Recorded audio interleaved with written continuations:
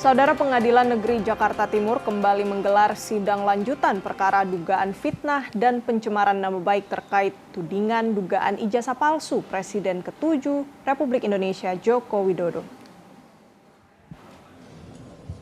Dalam agenda persidangan kali ini, jaksa sampaikan tanggapan atas nota keberatan atau eksepsi yang sebelumnya diajukan Dr. Tifa. Sementara usai persidangan, Dr. Tifa bilang optimistis majelis hakim mengabulkan eksepsi mereka usai mendengarkan tanggapan jaksa. Persidangan selanjutnya akan kembali dilanjutkan Kamis pekan depan, 23 Juli 2026.